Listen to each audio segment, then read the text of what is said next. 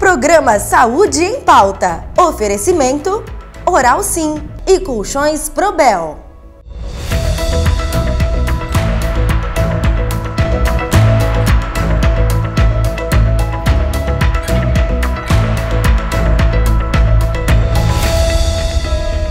Olá, bem-vindo, bem-vinda a mais um Saúde em Pauta que sempre traz um tema interessante para você, para sua qualidade de vida, para você aprender um pouco mais, saber se valorizar, saber se cuidar e, é claro, ter muita saúde. Eu sou a Carol Mendes, estou aqui hoje com uma convidada muito especial que a gente vai falar sobre Setembro Amarelo. Estamos no mês de setembro, essa é a cor aí do mês da conscientização e prevenção ao suicídio. O Setembro Amarelo é uma campanha de conscientização sobre a prevenção do suicídio, foi criado em 2015 pelo Centro de Valorização da Vida, o famoso CVV, também pelo Conselho Federal de Medicina e Associação Brasileira de Psiquiatria. Gente, no Brasil, atualmente, 32 pessoas tiram a própria vida por dia.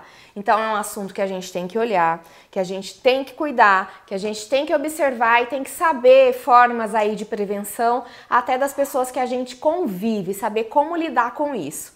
A nossa entrevistada de hoje é a Eliana Zanata, ela que é psicóloga clínica, especialista na infância, adolescência e casal, atendimento em psicoterapia breve, acompanhamento terapêutico, também pós-graduada em psicologia do desenvolvimento primitivo da mente. Bem-vinda, Eliana! É sempre uma emoção começar uma entrevista, mas eu agradeço o convite, é sempre um prazer poder conversar com os telespectadores. A gente que agradece a disponibilidade, né, de um assunto assim tão delicado, que ainda tem gente que não quer olhar para isso. Para a gente começar a falar sobre isso, ainda tem muitos tabus sobre esse tema, Eliana? Sim, o suicídio e a morte são os nossos grandes tabus, né?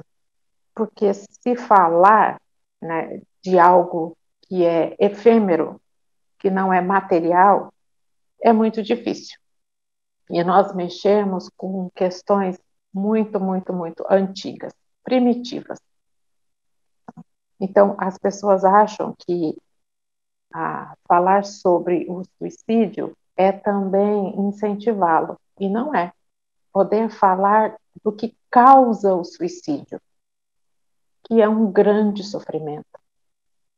Porque a morte, ela é a maior poda que nós podemos ter, é o maior corte, porque é uma separação definitiva. Então, poder falar de tudo aquilo que é infinitamente sofrido é um tabu, né? Antigamente, as pessoas que cometiam suicídio, elas eram deixadas sobre os montes. E hoje está sobre o muro do silêncio. Então, nós precisamos falar, porque estamos diante de uma sociedade que sofre, e que sofre muito. E nós temos que também pensar que o suicídio, ele tem conteúdos muito inconscientes, que são muito difíceis de serem alcançados. Então, por isso, o quanto é importante falar, né? Então, existe a psicologia que é a cura pela fala. Então, o quanto que é importante, porque é uma realidade que ela é devastadora, né? Porque significa poder falar do suicídio é acolher a dor, o sofrimento, a pressão com as quais as pessoas vivem hoje, e principalmente hoje. Essas são as formas aí até da gente prevenir, Eliana? Assim, é uma forma de prevenção, a gente acolher?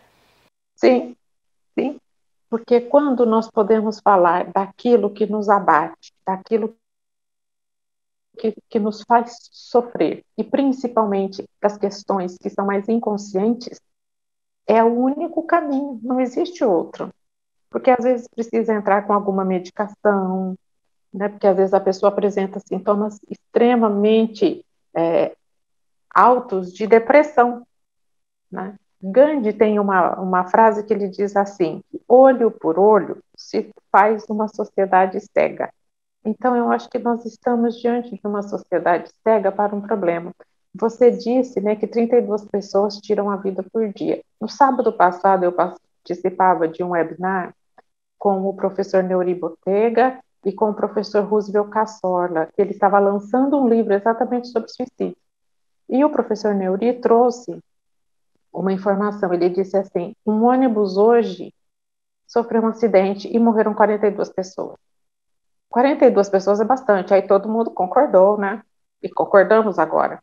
Ele disse, então, esse é o número de pessoas que morrem por dia, são dados atuais. 42 pessoas aqui no Brasil tiram a vida. E se nós pensamos que tem conteúdos inconscientes e também conteúdos conscientes, que é uma vida indigna, então nós podemos pensar que neste momento a pandemia Covid-19, ela pode levar muito ao suicídio, porque não ter uma vida minimamente digna. Como é que um pai e uma mãe se sentem não podendo dar comida, o básico para os seus filhos? Veja o tamanho do sofrimento da impotência. Isso, para uma autoestima mais frágil, é devastador. Porque nós temos que lembrar que o suicídio, ele mata a vida, a criatividade, aquilo que é de mais nobre que temos. Complicado, né? A gente olhar para isso. E na pandemia acho que deve ter tido um aumento grande aí, né? De procura até para resolver essas questões. E como que a gente identifica isso? Como que a gente previne? Como que a gente ajuda nisso tudo, Eliana? Bom, nós estamos vivendo um momento muito singular, porque as pessoas estão sofrendo demais, elas precisam de ajuda, e elas estão desempregadas, elas não têm convênio, às vezes não conseguem vagas no SUS, e o particular ela também não consegue pagar. Então, veja que situação sem saída. Né? Como que nós podemos identificar? Como agora há pouco eu disse, normalmente a pessoa, ela tem muitos sintomas depressivos. A depressão tem vários tipos de depressão, e existe uma depressão que ela é com muita tristeza. Então, normalmente eles apresentam uma tristeza ou uma depressão mais melancólica, que aí tem mais a ver com conteúdos inconscientes, onde a pessoa tem uma sensação de muita desvalia. Ela se culpabiliza por algo que ela, em algum momento da vida, ela perdeu e ela não consegue sair deste ciclo de culpa. Mas também tem a depressão que tem muita tristeza, porque às vezes a pessoa perdeu algo ou alguém. Então, ela se isola, ela começa a desqualificar a presença das outras pessoas no sentido de não dar muita atenção, as pessoas se sentem ignoradas, mas é porque a pessoa está sofrendo. Ela tem problemas normalmente de insônia, ou ela dorme demais. Você veja, se a pessoa não consegue dormir, ou se ela dorme demais, alguma coisa está de errado no reino. Às vezes ela começa a apresentar também distúrbios alimentares. Os sintomas, eles vão ser uma gama, mas principalmente o isolamento, desinteresse, uma desvitalidade, uma não valorização do trabalho. Às vezes a pessoa é até desligada do trabalho, porque ela minimamente ela não interage, não produz. Então, normalmente é assim, ela começa a se isolar e a se desinteressar por coisas, por hobbies, que às vezes tinha muito interesse, às vezes gostava muito de futebol e não vai mais, gostava do vôlei e não vai mais, gostava de ir na roda de samba, não vai mais. Então, veja, a pandemia também trouxe para a gente muito isolamento. E tá bomba, né? Pois é, uma bomba pra gente se sentir impotente mesmo e cair nessa situação, que é uma armadilha aí pra gente, né? Eliana, a gente vai para um rápido intervalo, tá bom? A gente já volta para entender aí como lidar com isso, o que a gente deve fazer quando a gente identifica isso na gente ou nas outras pessoas, né? Como a gente lidar com essas questões que podem culminar aí, infelizmente, no suicídio. A gente já volta, até já! Nada melhor que sorrir com confiança. A Oral Sim é a clínica número 1 de implantes. Com tecnologia e produtos ultramodernos e super estéticos, o implante dentário devolve a mastigação plena e a segurança de sorrir com dentes fixos. Você vai encontrar excelência e humanização no atendimento e ainda condições acessíveis para você sorrir. Quer saber mais? Ligue para 3408-3090, 3408-3090 ou 98929-1090. Carinho e respeito com seu sorriso? Oral Sim!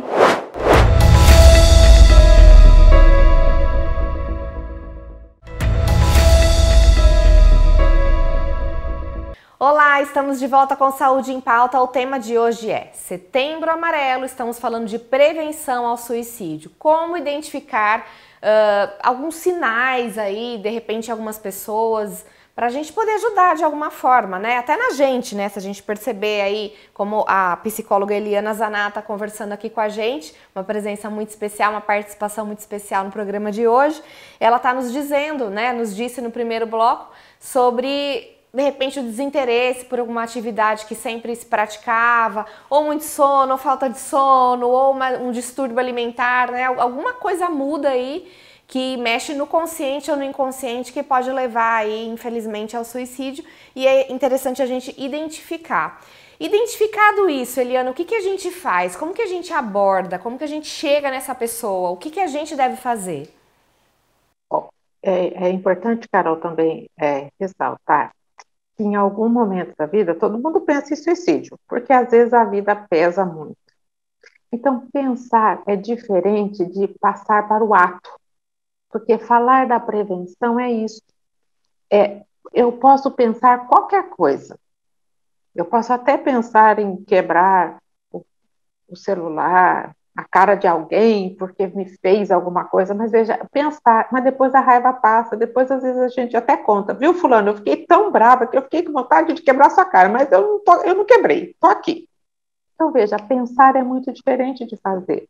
E o suicida, veja, é um ato suicida.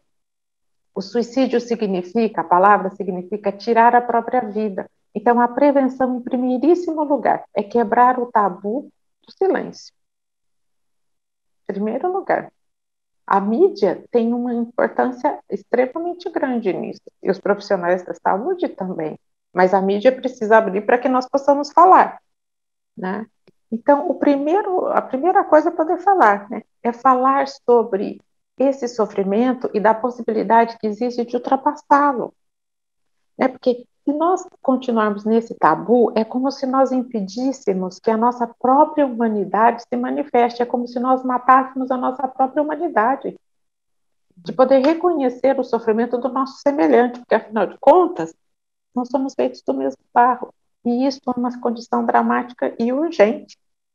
Então, nós temos que falar, nós temos que divulgar que existe um sofrimento, e que na maioria das vezes ele é inconsciente. Então, às vezes eu já ouvi pessoas da mídia dizendo, mas nós não falamos porque nós podemos incentivar, mas nós não vamos dar receita de como fazer. Nós vamos dizer que existem caminhos para que isso possa ser resolvido, ou se não resolvido, pelo menos trabalhado de forma suficiente a recuperar a vitalidade e o objetivo da vida. A gente vive numa sociedade hoje que ainda a gente se depara com pessoas que quando a gente fala que a gente tem depressão, que a gente não tá legal, que a gente... Vem alguém e fala, para com isso, olha quanta coisa boa você tem, aprenda a agradecer, não seja ingrato, né? Vamos sacudir a poeira e tal.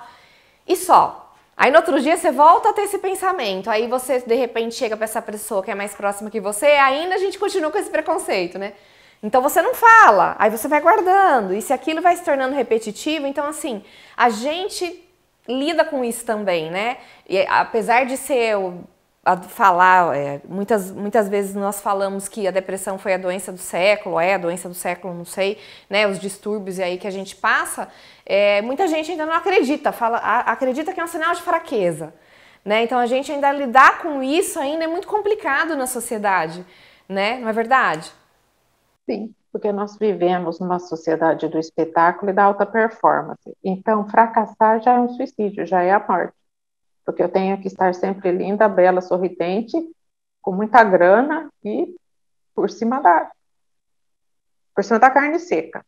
Então, é uma sociedade que não favorece. Mas veja, os principais desafios, Carol, é esse mesmo, é falar, é reconhecer e legitimar uma realidade. Que todos os dias aqui no Brasil, veja, se morrem 42 pessoas, é muita gente. E na pandemia nós não temos ainda dados, porque os dados vão vir mais para frente, não tem como colher esses dados agora, né? Então, assim, o suicídio é essa morte de si mesmo, é dessa criatividade.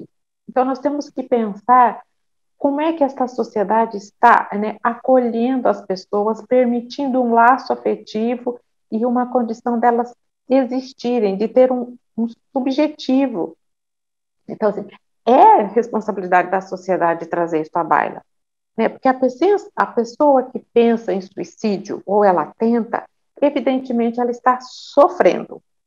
Não, então, quando ela não encontra formas de tornar isso suportável, ela vai tentar o suicídio. E as pessoas ao redor dela, as pessoas que ficam, são consideradas sobreviventes, elas se intitulam sobreviventes. E elas podem, em algum momento, até por isso, cometer o mesmo ato. Então, no entanto, o sofrimento ele se tornará suportável se a pessoa ela puder contar com a ajuda de um outro ser humano semelhante a ele. Um profissional especializado em sofrimento, que utilizará desse conhecimento para compreender que mal-estar é esse tamanho. E talvez transformar isto, né, não raro, numa vida que possa ter novas formas de se configurar, de uma forma mais criativa. Eu tenho dito ultimamente que depois da pandemia e agora mesmo durante, nós vamos catar os cacos e vamos formar um novo mosaico da nossa vida. E o suicídio é mais ou menos isso. É uma pandemia que a pessoa passa dentro dela. A pandemia diz respeito ao coletivo, mas é uma epidemia dentro de si. Então, as ideias suicidas, elas têm a tentativa de pedir ajuda. Nós não podemos esquecer, isso é um mantra, pedir ajuda.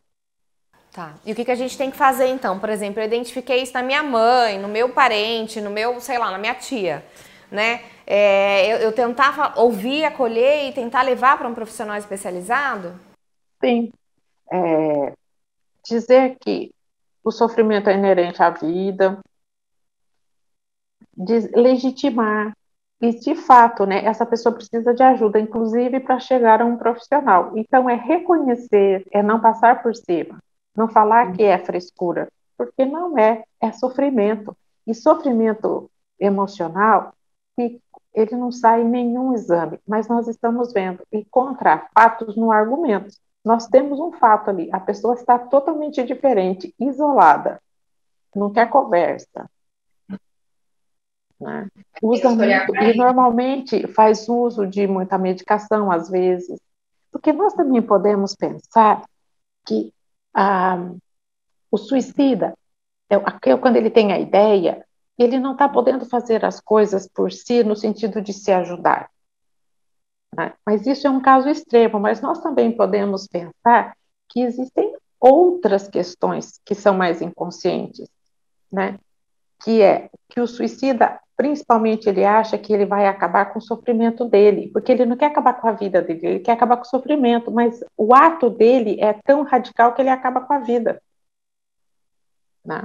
E às vezes as pessoas têm conteúdos inconscientes, porque às vezes a vida, de uma forma geral, está ótima, mas tem um conteúdo inconsciente que é de punição, que é de castigo, às vezes impulsos que ele tem agressivos, às vezes impulsos sexuais que ele sente que ele tem culpa, às vezes ele tem desejo de vingança de alguém que fez alguma coisa para ele, de deixar as pessoas culpadas, a sociedade. Se nós pensarmos que temos pessoas que fazem uso e abuso de drogas, de cigarro, né, que comem coisas que fazem mal, que dirigem perigosamente, né, que, que tem uma vida indigna, quer dizer, tudo isso é possibilidade da pessoa passar de um pensamento para um ato. Certo. Só para a gente finalizar, né, o nosso programa de hoje. Eu acho que a gente falou de muitas questões importantes, né, de como a gente olhar para isso, como a gente abordar e a gente só prestar atenção no outro e falar, oh, estou vendo o que você está passando, vamos lá, dar a mão e levar, né? A gente também tem um serviço que é muito interessante, que é o CVV, né? Que é um número que você liga e alguém vai te ouvir, né? Mas é um ato também de coragem, né? Você tá fazer isso, mas é um serviço muito bonito, não é verdade, Eliana? Sim, sim. O Centro de Valorização da Vida 180 é um serviço nacional que merece ser aplaudido de perto. Eu sou parceira deles aqui em Piracicaba, né? E como tem o anonimato, fica até mais fácil, porque às vezes a pessoa pode contar. E lá eles vão ouvir sem julgamentos, como um profissional da área da saúde também. porque nós vamos dispor recursos para essa pessoa. Nós não estamos ali para julgar, porque se nós fôssemos julgar, nós seríamos juízes, nós estaríamos em outro lugar, né? E a pessoa, como às vezes ela se culpa, ela acredita que o outro também vai culpá-la, e não. Quando nós legitimamos, nós podemos dizer, olha, um dia eu também pensei, eu também já fiquei triste assim, mas vamos lá. Mas o CVV é um trabalho que merece ser aplaudido.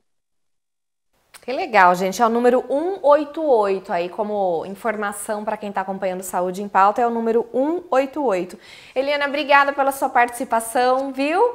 Vamos fechar esse programa que a gente tem tempo, né? Infelizmente, a gente tem um tempinho curto, mas eu acho que deu para a gente trazer muitas informações ricas aí, elucidar muita coisa sobre a questão, né? E a gente tem que continuar falando sobre isso, né, Eliana? Sim, nós precisamos falar sobre o suicídio para evitá-lo. Eu agradeço muito o convite, eu espero que eu tenha podido contribuir e até uma próxima oportunidade, até mais. Com certeza teremos outras oportunidades de outros temas aí também, a gente vai contar com a sua participação, com certeza. Muito obrigada mais uma vez, e você que está acompanhando Saúde em Pauta, também obrigada pela sua presença de sempre, pela sua participação, pela sua companhia.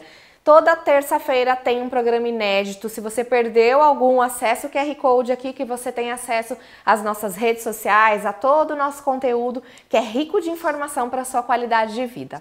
Até a próxima. Tchau!